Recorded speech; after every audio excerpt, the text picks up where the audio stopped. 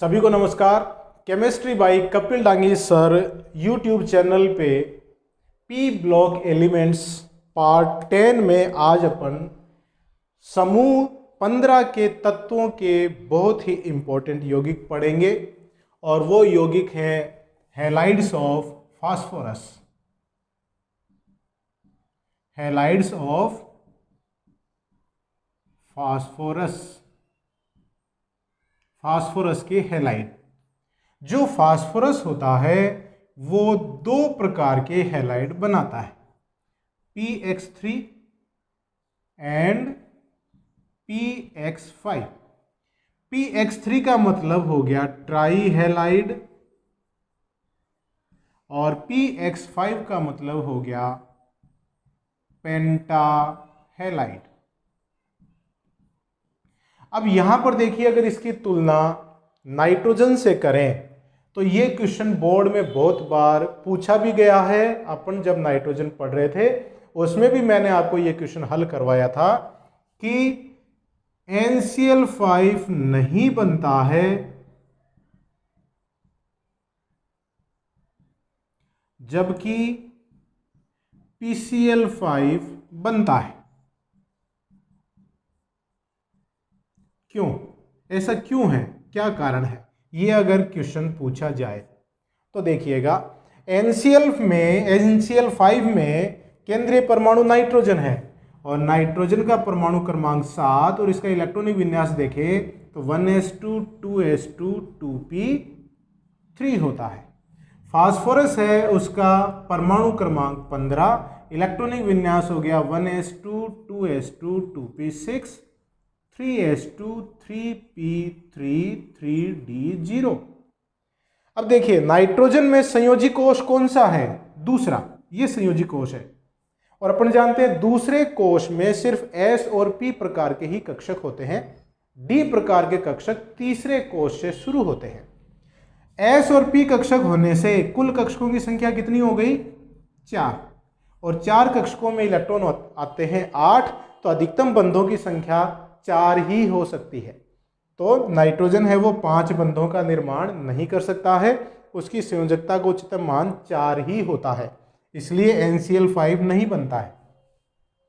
जबकि फास्फोरस के देखिए संयोजी कोष कौन सा है? तीसरा, इलेक्ट्रॉनिक विन्यास है इसके संयोजी कोष का 3s2 3p3 और 3d0। देखिए 5d कक्षक हैं वो यहां रिक्त पड़े हैं, तो इन डी कक्षकों का उपयोग बंध बनाने में प्रयोग में लिया जा सकता है या प्रयुक्त किया जा सकता है। मतलब इसके अष्टक का विस्तार हो सकता है, बंधों की संख्या 4 से भी ज्यादा हो सकती है, इसीलिए ये पंच संयोजी है। यहां पर PCl5 बनता है। फास्फोरस की संयोजकता का मान 6 भी हो सकता है, जैसे PF6- बनता है, यहां फास्फोरस है वो सट संयोजी है। तो फास्फोरस अपने अष्टक में विस्तार कर सकता है, नाइट्रोजन नहीं कर सकता है। तो ये बहुत इंपॉर्टेंट क्वेश्चन है। अब यहां देखिए, अपन देख रहे हैं कि फास्फोरस है वो ट्राई हैलाइड और पेंटा हैलाइड यौगिक बनाता है, मतलब PX3 बनाता है और PX5 बनाता है। यहां X क्या है? X हो सकता है FCl, Br और I, फ्लोरीन, क्लोरीन, ब्रोमीन और आयोडीन हो सकता है। तो यहां देखिए, अपन फास्फोरस के दो बहुत ही महत्वपूर्ण हैलाइडों की चर्चा करेंगे। उसमें आप पहले देख लेते हैं दोनों हैलाइड कौन से हैं, एक तो PCl3 और दूसरा PCl5। फास्फोरस ट्राइक्लोराइड और फास्फोरस पेंटाक्लोराइड, इनकी अपन डिटेल में चर्चा करेंगे। सबसे पहले मैं लेता हूं यहां पे PCl3, जिसे कहते हैं phosphorus trichloride. Phosphorus trichloride, phosphorus trichloride का निर्माण कैसे होगा? तो निर्माण करने की विधियां देखिएगा। फर्स्ट विधि अगर देखें तो P4 क्या है? व्हाइट और रेड फास्फोरस। पिछले वीडियो में अपन ने देखा था फास्फोरस के 3 प्रकार के अपरूप होते हैं, वाइट फास्फोरस, रेड फास्फोरस और ब्लैक फास्फोरस। उनमें से यहाँ पर या तो श्वेत फास्फोरस ले या रेड फास्फोरस, और उस पर क्लोरीन गैस को प्रवाहित करें। और क्लोरीन गैस कैसी है? शुष्क होनी चाहिए, मतलब इसमें बिल्कुल भी नमी नहीं होनी चाहिए। तो क्या बनेगा? PCl3 का निर्माण होता है। और कितने अणु बनेंगे? 4 अणु बनेंगे। तो क्लोरीन कितने लग गए? 4 × 3 = 12, यहाँ 6 क्लोरीन के अणु फास्फोरस के प्रति अणु के लिए लगते हैं और PCl3 का निर्माण होता है। तो एक विधि तो ये हो गई। दूसरा देखिएगा, दूसरी विधि है कि व्हाइट फास्फोरस की अभिक्रिया अगर थायोनिल क्लोराइड से करवाई जाए, P4 + SOCl2। SOCl2 क्या है? Thionyl chloride. ये SOCl2 का सूत्र भी पूछा गया एग्जाम में कि थायोनिल क्लोराइड का सूत्र लिखिए, तो SOCl2। और ये क्या है यहाँ पे? White phosphorus. तो देखिए क्या बनेगा? PCl3 फास्फोरस ट्राइक्लोराइड तो बनेगा ही बनेगा, प्लस SO2 + H2Cl2 सह उत्पाद के रूप में प्राप्त होते हैं। और SOCl2 के 8 अणु लगे, यहाँ पे 4 SO2 और 2 H2Cl2। SO2 क्या है? Sulphur dioxide. और H2Cl2 क्या है? Sulphur monochloride. सल्फर मोनोक्लोराइड इसको कहते हैं, H2Cl2 को। तो इस तरह से ये 2 विधियां हैं जिनके द्वारा अपन फास्फोरस ट्राइक्लोराइड का निर्माण कर सकते हैं। अब निर्माण के बाद देखेंगे PCl3 की संरचना। संरचना कैसी है इसकी? तो देखिएगा PCl3 की संरचना। PCl3 में जो फास्फोरस होता है वो sp3 संकरित होता है। किसके समान? अमोनिया के समान। जैसा अपने अमोनिया में देखा, अमोनिया में नाइट्रोजन है, वो sp3 संकरित होता है। तो इससे क्या होगा कि फास्फोरस के ऊपर 3 तो बंद युग्म है और 1 एकाकी इलेक्ट्रॉन युग्म है। तो फास्फोरस पर 3 बंद युग्म और 1 लोन पेयर उपस्थित रहता है। संरचना कैसी हो गई? त्रिभुजीय, पिरामिडीय।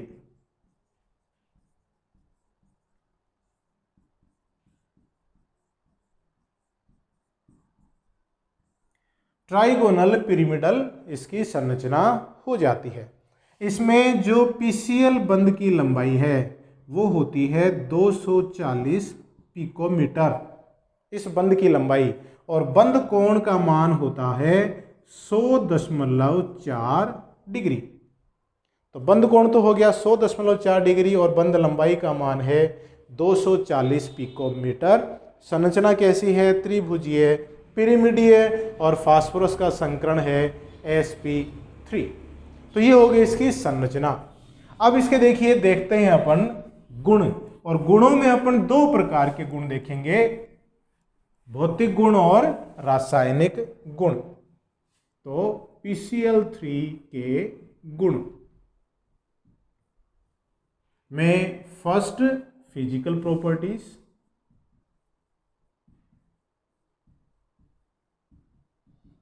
भौतिक गुणों की बात करेंगे तो देखिएगा PCl3 है वो रंगहीन,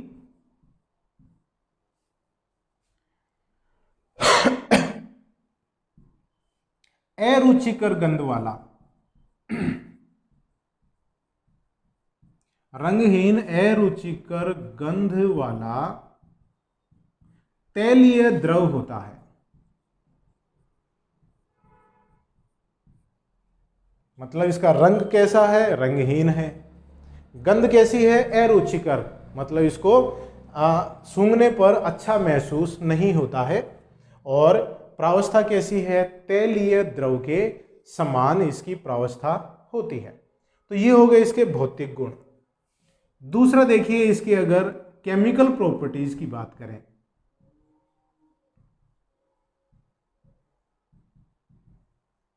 तो केमिकल प्रॉपर्टीज में क्या देखते हैं अपन कि PCl3 जल से तुरंत क्रिया करता है और बनता है H3PO3 प्लस 3HCl और हाइड्रोजन इसमें हो गए येलो। H3PO3 का निर्माण होगा और 3HCl निकलेंगे। देखिए कैसे, फास्फोरस के ऊपर इस तरह से 3 Cl जुड़े हुए हैं और HOH HOH और HOH ये क्रिया करेंगे, यहाँ से 3 HCl निकल जाएंगे और 3 OH समूह फास्फोरस पर जुड़ जाते हैं। तो H3 और PO3 बना और साथ में 3HCl निकलता है।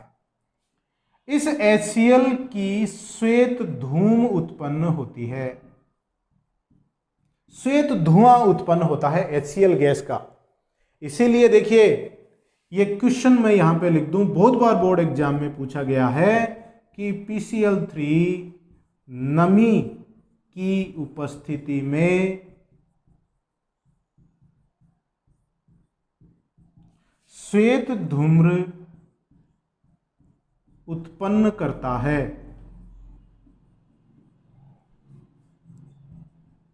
क्यों? ये क्वेश्चन है और उसका उत्तर अभी अपन ने देखा कि PCl3 की H2 से क्रिया होगी तो H3PO3 अम्ल बनेगा और साथ में HCl सह उत्पाद के रूप में प्राप्त होता है और इस HCl के कारण श्वेत धुआं उत्पन्न होता है। तो ये अभिक्रिया लिखकर आप इस प्रश्न का उत्तर लिख सकते हैं, समझा सकते हैं। नेक्स्ट देखिएगा, वे कार्बनिक अणु जिनमें OH समूह पाए जाते हैं वो PCl3 के साथ इस प्रकार से क्रिया करेंगे कि उन कार्बनिक अणुओं में जहां OH समूह जुड़ा हुआ है वो OH समूह हट जाएगा और उसकी जगह Cl लग जाता है। देखिएगा एग्जाम्पल लें अपन, जैसे CH3 CH2OH, इसकी क्रिया अपन PCl3 से करवाएं तो क्या होगा, CH3 CH2Cl प्लस H3PO3, ये 3 अणु और ये 3 अणु यहां पर बनेंगे। तो जिस अणु में जैसे एथेनॉल लिया, एथिल अल्कोहल भी कह सकते हैं आप, एथेनॉल से क्या बन गया, एथिल क्लोराइड बन गया। ये अपन जब कार्बनिक रसायन पढ़ेंगे तो उसमें यह अभिक्रियाएं वापस आएंगी, अल्कोहल में भी आएंगी और एल्किल हैलाइडों में भी अपन इसको पढ़ेंगे। तो अल्कोहल में जो OH समूह है वहां पर क्या आ गया, Cl आ गया। तो अल्कोहल से एल्किल हैलाइड या एल्किल क्लोराइड बनाने की ये बहुत अच्छी विधि है। दूसरा देखिए, CH3 C double bond OH, ये क्या है, एसिटिक एसिड। इसकी अभिक्रिया भी अगर आप PCl3 से कराएंगे तो देखिए इसमें भी तो OH है, जहां OH है वहां क्या आ जाएगा, CH3 C double bond O Cl आ जाएगा और H3PO3 बनेगा। तो ये 3 अणु और ये भी इसके 3 अणु। तो आप ध्यान रखिएगा हमेशा, जिस कार्बनिक अणु में OH समूह है और उसकी अभिक्रिया PCl3 से करा देते हैं तो OH की जगह क्या आ जाता है, Cl आ जाता है और साथ में जो सह उत्पाद के रूप में प्राप्त होता है PCl3 की उपस्थिति में वो क्या होता है, H3PO3। चाहे नमी हो चाहे OH समूह वाला कोई कार्बनिक अणु हो, सह उत्पाद H3PO3 बनता है। तो ये है PCl3। PCl3 का अगर अपन उपयोग की बात करें तो उपयोग सीधा सही है, अल्कोहल को अगर एल्किल हैलाइड में बदलना है, एल्किल क्लोराइड में बदलना है तो PCl3 को काम में ले सकते हैं। अम्ल से अम्ल क्लोराइड का निर्माण, इसे क्या कहते हैं, एसिटिल क्लोराइड। तो अम्ल से अम्ल क्लोराइड का निर्माण भी PCl3 के साथ अभिक्रिया करवाकर किया जा सकता है। तो ये था PCl3 और उसको अपने डिटेल में पढ़ा। दूसरे प्रकार का जो फास्फोरस का इंपॉर्टेंट हैलाइड है वो है PCl5, फास्फोरस पेंटाक्लोराइड। तो उसको अपन पढ़ेंगे डिटेल में। तो देखिएगा, फास्फोरस का दूसरा इंपॉर्टेंट हैलाइड है PCl5 फास्फोरस पेंटाक्लोराइड। अब देखिए फास्फोरस पेंटाक्लोराइड का निर्माण कैसे करते हैं। निर्माण, तो निर्माण में पहली विधि देखिए P4 मतलब आपने क्या लिया है, व्हाइट फास्फोरस लिया है। उसकी क्रिया अगर आप शुष्क क्लोरीन गैस से कराते हैं, शुष्क है और आधिक्य में है, अगर क्लोरीन की कम मात्रा लेंगे तो व्हाइट फास्फोरस से क्रिया करके PCl3 बनेगा, और अगर आधिक्य में लेंगे तो बनेगा PCl5 और इसके 4 अणु, तो ये हो गया यहाँ पे 10। शुष्क क्यों लेंगे, क्योंकि अगर इसमें थोड़ी सी भी नमी हुई तो ये PCl5 है, उस नमी से क्रिया करके अपघटित हो जाता है, दूसरे प्रकार का उत्पाद बना लेता है, जो इसके अपन रासायनिक गुणों में देखेंगे। वो ही चीज लागू होती है PCl3 के लिए। व्हाइट फास्फोरस की क्रिया अगर शुष्क क्लोरीन से कराते हैं और क्लोरीन कम मात्रा में है तो PCl3 बनता है, वहां भी क्लोरीन शुष्क ही लेते हैं। क्यों, क्योंकि अगर PCl3 के निर्माण में भी क्लोरीन में नमी हुई तो PCl3 है वो क्रिया करके क्या बनाता है, H3PO3, और साथ में HCl निकल जाता है, जिसकी श्वेत धूम्र उत्पन्न होती है। तो नमी नहीं होनी चाहिए। तो एक विधि तो ये हो गई। दूसरी विधि देखिए, व्हाइट फास्फोरस है,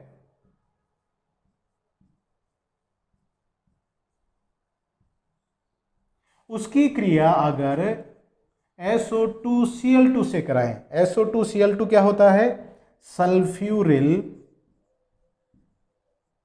क्लोराइड, तो क्या बनता है, PCl5 प्लस SO2 बनता है। PCl5 के 4 अणु बनेंगे, तो क्लोरीन हो गए यहाँ पे 20, मतलब ये 10 अणु हो गए, और ये 10 SO2 निकल जाएंगे। तो इस तरह से दो विधियां हैं जिनके द्वारा अपन फास्फोरस पेंटाक्लोराइड का निर्माण कर सकते हैं। क्लियर है, ठीक है। अब देखिए PCl5 का निर्माण कर लिया अपन ने, अब देखेंगे अपन PCl5 की संरचना में देखिएगा कि PCl5 में जो फास्फोरस होता है वो sp3d संकरित होता है। इसका संकरण कैसा है, sp3d संकरण है, और sp3d संकरण होने के कारण संरचना कैसी हुई, त्रिभुजीय द्विपिरिमिडीय, त्रिभुजीय द्विपिरिमिडीय इसकी संरचना होती है। देखिए बनाते हैं, फास्फोरस, उस पर इस तरह से 5 क्लोरीन जुड़े होते हैं।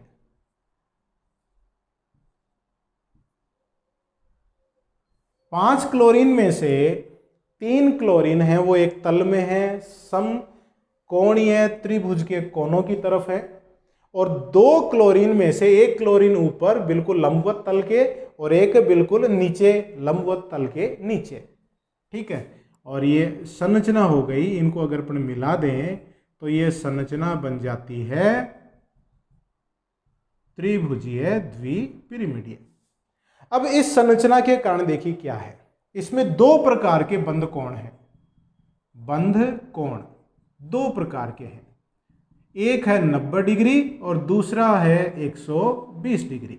देखिए ये बंध कोण कैसा है, 90 डिग्री, और ये वाला जो बंध कोण है, ये वाला बंध कोण ये कैसा है, 120 डिग्री होता है। 2 अलग अलग बंध कोण होने के कारण ये संरचना कैसी हो गई, असममित हो गई। असममित संरचना होने के कारण इस संरचना में तनाव उत्पन्न होता है, और तनाव उत्पन्न होने के कारण पांचों बंधों की लंबाई एक समान नहीं होती है। पांचों बंधों की लंबाई समान नहीं होती है। जो इसमें अक्षीय बंध हैं, अक्षीय बंध मतलब जो तल के लंबवत हैं, अक्षीय बंध हैं, दो बंध हैं, कितने हैं, दो बंध हैं। ये क्या होते हैं, थोड़े लंबे होते हैं और इनकी बंध लंबाई होती है 240 पिकोमीटर।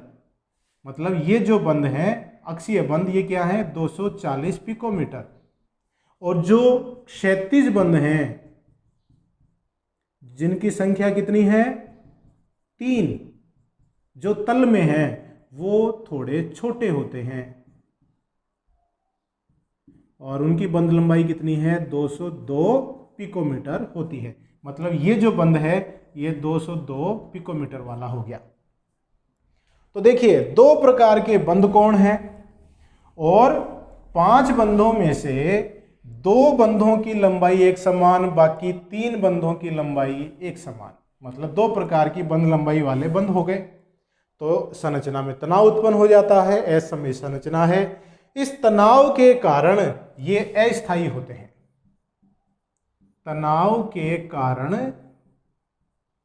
जो PCl5 है वो क्या हो जाता है, अस्थायी हो जाता है।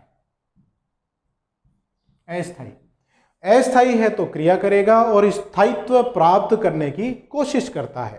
तो स्थायित्व के लिए देखिए क्या है, PCl5 ठोस अवस्था में आयनिक यौगिक के रूप में रहता है। आयनिक यौगिक के रूप में रहता है। आयनिक यौगिक क्या है, PCl6 माइनस और PCl4 प्लस। इस आयनिक यौगिक में 2 प्रकार के आयन पाए जाते हैं, PCl4 प्लस और PCl6 माइनस। इससे देखिए 2 प्रकार के आयन आपको मिले, PCl4 प्लस और PCl6 माइनस। PCl4 प्लस में संकरण होता है sp3 और PCl6 में संकरण होता है sp3d2। और ये दोनों की संरचनाएं कैसी हैं, सममित हैं। सममित क्यों, क्योंकि इसमें sp3 संकरण होने के कारण सभी बंध कोण 109 डिग्री 28 मिनट के हैं और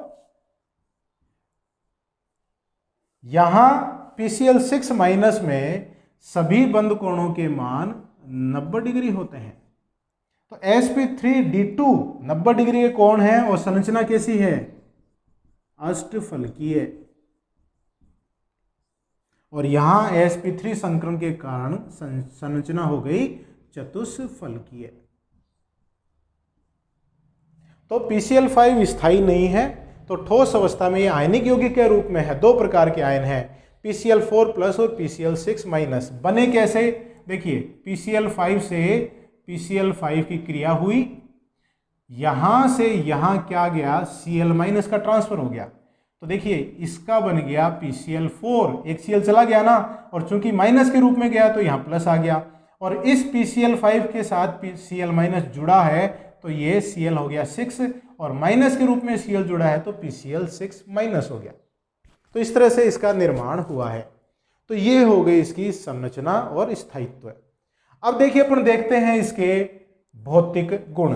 ये चीज समझ में आ गई आपके, ठीक है ना।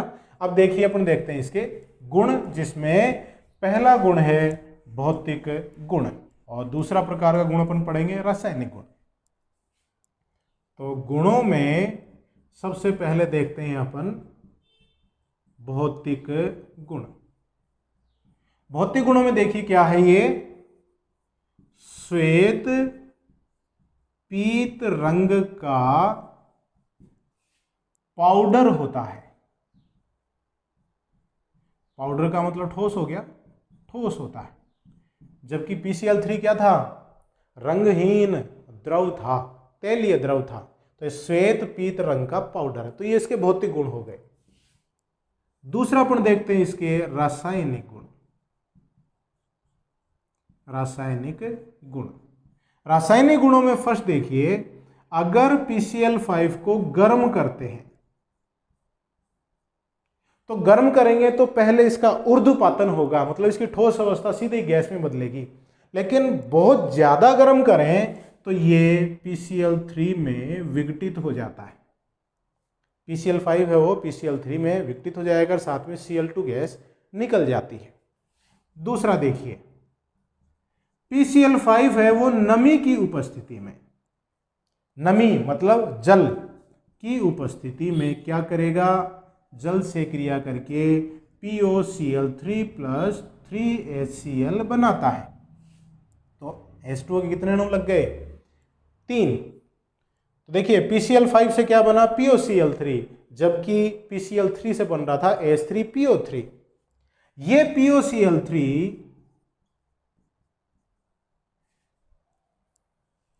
वापस H2O से क्रिया करेगा और बनाएगा H3PO4 प्लस 3HCl, क्योंकि इसमें अभी भी 3 Cl जुड़े हुए हैं।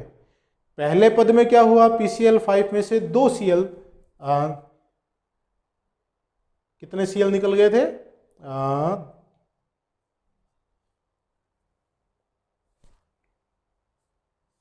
2 Cl निकल गए थे, 2 HCl आएंगे यहाँ पे,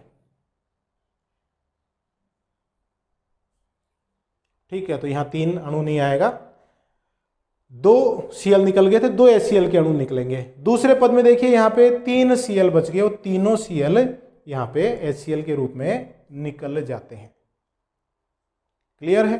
तो ये है PCl5 नमी की उपस्थिति में ये भी धूम्र उत्पन्न करता है, HCl का धूम्र उत्पन्न होगा। तो इस तरह से PCl5 जल के साथ क्रिया करके पहले POCl3 बनाता है, फिर H3PO4 अम्ल बनाता है। जबकि PCl3 क्या बना रहा था, PCl3 बना रहा था H3PO3, और यहां बन रहा है H3PO4। तीसरे रासायनिक गुण में देखिएगा, जैसा अपन ने PCl3 में देखा वैसा ही PCl5 में भी है। वे कार्बनिक यौगिक या अणु जिनमें OH समूह पाए जाते हैं, वो अगर PCl5 से क्रिया करेंगे तो जहां OH समूह लगा हुआ है वो हट जाएगा और उसकी जगह Cl जुड़ जाता है। उदाहरण के तौर पे देखें, जैसे CH3 CH2OH एथेनॉल की क्रिया अगर PCl5 से करा देते हैं तो बनेगा CH3 CH2Cl प्लस POCl3, इसका निर्माण होता है, और प्लस क्या बनेगा, 2HCl निकल जाएंगे, एक HCl निकलेगा, 2HCl नहीं 1HCl निकल जाएगा, क्योंकि एक Cl तो देखिए इसके साथ जुड़ गया, एक Cl H के साथ निकल गया, और ऑक्सीजन है वो इस फास्फोरस के साथ जुड़ गया। तो ये ऑक्सीजन है, ये तो फास्फोरस के पास चला गया, तो POCl3, 2 Cl इसमें से निकले, तो एक Cl तो जुड़ गया CH3 CH2 के साथ, और एक Cl निकल गया HCl के रूप में। तो देखिए एथेनॉल से क्या बन गया, एथिल क्लोराइड बन गया। वैसे ही अगर आप कार्बनिक अम्ल मतलब कार्बोक्सिलिक एसिड की क्रिया अगर आप PCl5 से कराएंगे तो बनेगा acetyl chloride CH3COCl plus POCl3 plus HCl। तो जहां OH है वहां क्या जुड़ गया, Cl जुड़ जाता है, और साथ में सह उत्पाद के रूप में POCl3 बनता है। ये आप ध्यान रखिएगा। तो ये हो गए PCl5 के रासायनिक गुण। उपयोग में वही, एल्कोहल से अपन एल्किल हैलाइड बना सकते हैं, एल्किल क्लोराइड बना सकते हैं, अम्ल से अपन अम्ल क्लोराइड का निर्माण कर सकते हैं। तो ये थे फास्फोरस के हैलाइड, जिसमें अपन ने 2 इंपॉर्टेंट प्रकार के हैलाइड पढ़े, PCl3 और PCl5। नेक्स्ट वीडियो में अपन फिर इंपॉर्टेंट यौगिक लेकर आएंगे। तब तक के लिए हाथ धोते रहिए, सुरक्षित रहिए, परिवारजनों का ध्यान रखिए और मेरे वीडियोस देखते रहिए। बहुत बहुत धन्यवाद।